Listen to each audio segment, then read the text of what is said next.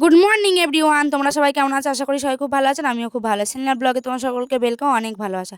আর আজকে ভিডিওটা শুরু করছি সকাল থেকেই। আর প্রথমেই সকালবেলা উঠে বিছানাটা গুছিয়ে নিয়েছি, দেখতেই পাচ্ছ এখানে বিছানা চাদর ফাদর সব পাল্টে নিয়েছি। আর তারপরে আজকে ছিল তোমার দাদাভাই ঘরে, তো কাজের আর শেষ নেই। তারপরে বিছানাটা পরিষ্কার করে নিয়ে তারপরে একটু ফ্রিজটাকে মুছে নিচ্ছিলাম। আর কলিং দিয়ে, আর কলিংয়ের বোতলটা শেষ হয়ে গেছিলো, দেখতে পাচ্ছ। এটাই তোমাদের আমি দেখাচ্ছিলাম। আর ক্যামেরাটা যে কে এরকম করে দিয়েছে আমি দেখিনি, মানে কি আর করা যাবে। তো তোমরা একটু মিলিয়ে গুছিয়ে দেখে নিও ভিডিওটা। আর যারা যারা আমার চ্যানেলটি সাবস্ক্রাইব করেনি প্লিজ সাবস্ক্রাইব করে দিও। আর অবশ্যই কমেন্ট করে জানিও ভিডিওগুলো কেমন। আর সংসারের সমস্ত কাজবাজ সেরে তারপরে মুখ ধুয়ে ব্রাশ করে ফ্রেশ হয়ে চলে এসে, আর দেখতেই পাচ্ছ এখানে আমি রেডি হয়ে গেছি, কারণ আমি যাবো বাজারে।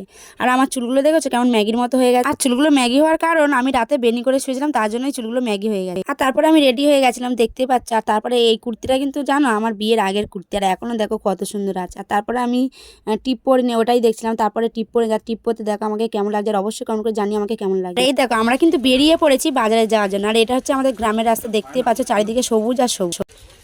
বাজারে আমি কিন্তু একা যাচ্ছি না, যাচ্ছে তোমাদের দাদা ভাই। আর তারপরে কিনেছিলাম এই বাজার থেকে এই সবজিগুলো, আর কিনেছিলাম মাছ। আর তারপরে আজকে কিন্তু রান্না হয়েছিল বেগুন আলু মাছ দিয়ে ঝোল, আর পালং শাক আলু কুমড়ো দিয়ে মাছের তেল দিয়ে চচ্চড়ি।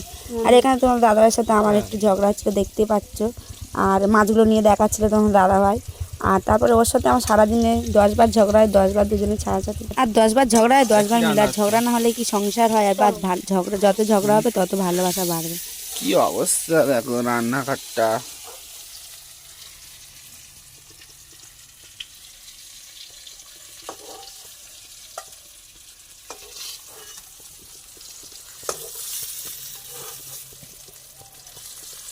কাঁচা তো বেগুন, কাঁচাই খাওয়ানো হবে তোমার। আর তারপরে সন্ধ্যাবেলা ঘুম থেকে করে তোমার দাদাভাই বলছে কিছু বানাও না, খাই খিদে বাঁচে। তো ঘরে ছিল একটু চালের গুঁড়ি, ভাবলাম ওটা দিয়ে কিছু করা যায়। আর এটা কি দেখতে পাচ্ছ, এটা হচ্ছে কলা গাছের ডাল। তো ওই ডালটাকেই দিয়ে একটু পাকাও মারবো, দেখতেই পাচ্ছ এরকমভাবেই আমার মারা করে, আমি দেখেছি। তো ডালটাকে ভালো করে ধুয়ে নিয়েছি, আর মুখটা একটু ভালো করে থেঁতো করে নিয়েছি নোড়া দিয়ে। আর এখানে দেখতে পাচ্ছ আমার পিঠে কিন্তু বসে গেছে। পিঠেই এইটা আমাদের ওখানে, মানে আমরা এখানে সরু চুগলি বলি এই পিঠেটাকে। আর দেখতেই পাচ্ছ কিরকম ঘুরিয়ে ঘুরিয়ে করছে, আর পিঠে কিন্তু আমার তৈরি হয়ে গেছে। আর তারপরে পিঠেটা বানিয়ে নিতাম দাদাভাইকে, আর গুড় দিয়ে, এই পিঠেটা কিন্তু আমরা গুড় দিয়ে খেয়েছি, আর খেতে কিন্তু খুব ভালো লাগছিল।